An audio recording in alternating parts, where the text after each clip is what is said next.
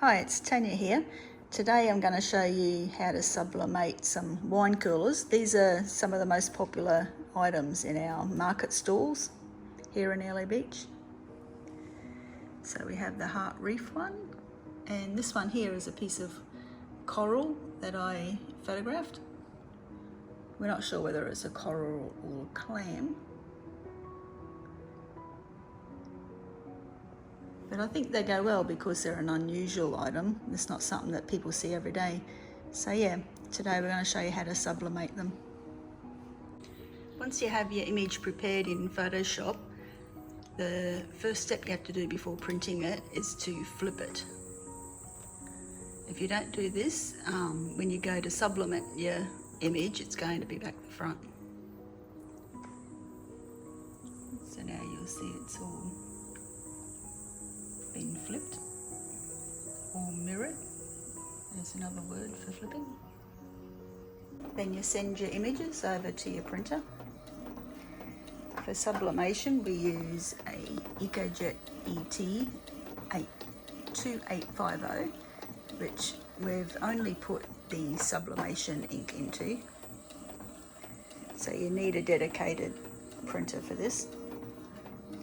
We use Hippo ink and Hippo paper.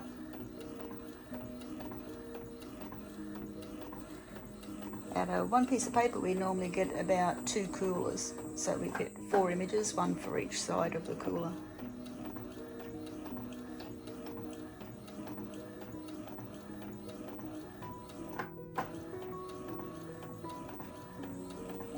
When it comes to sublimation, what you see on the paper isn't what you get.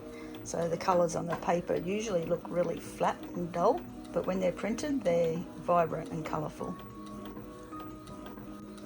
So we're nearly done with the printing now. Then what we do is we wait around 10 minutes before we start sublimating. Ideally, you might want to print the night before, or apparently, we haven't tried it because we normally print just before we use them. But it does last years, so if you want to print out, 50 of your images to use over the year, you can do that too. We need the sublimation blanks, which is basically the wine cooler without the image on it. We need the lint roller. You need heat resistant tape, a pair of scissors, and you need some copy paper. You need a heat press and some heat resistant gloves is also a good idea too, so you don't burn yourself. The next step is to run the lint roller over a blank. What this does is gets rid of all the lint that's on it, because if you don't do that, the lint ends up a blue colour, which for a lot of our images isn't too bad because our images are ocean blue, but other people, if you've got a bird or a flower or something like that, you might not want a big piece of blue in the image.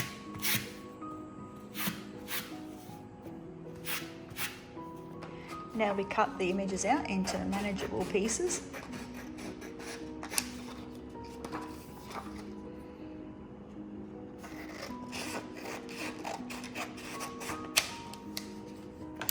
Then we put a piece of copy paper down, and then we'll put the blank onto the image.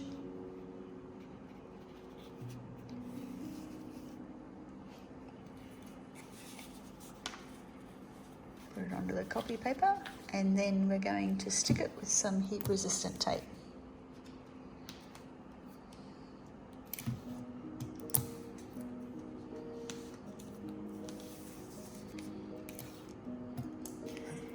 Now we put another one on, and don't forget when you put it on, you've got to flip it over before you put it onto the copy paper.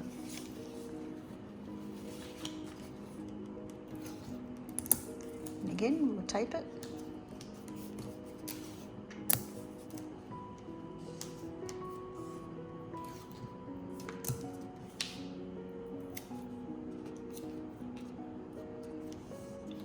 And now that's ready for sublimation. So one more thing we do is we put another piece of copy paper over the top.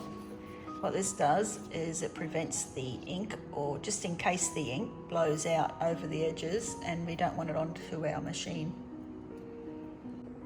We're turning our sublimation machine on now, and we're going to set it to 385 for 45 seconds.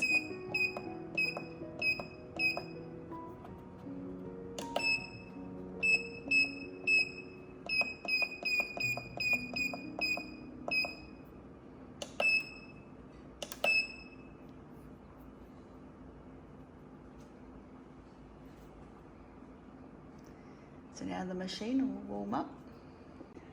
Now we're ready to sublimate. So we get some butcher's paper, or it's also called craft paper. We put one on the bottom and one on the top. And again, this is so that there's no ink spoil onto the machine.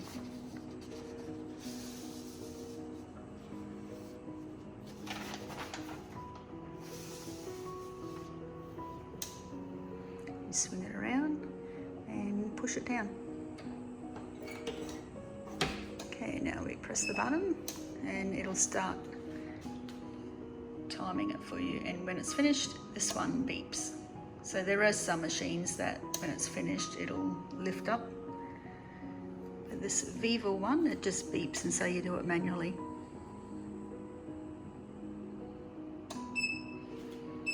That's the beep to tell you that it's ready.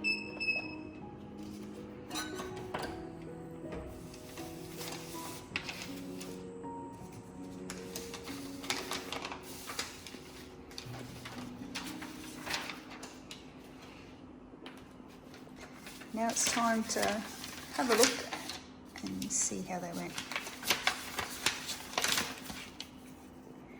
And there you go. One wine coaster done. And then we have got, the next thing is, of course, you do the other side.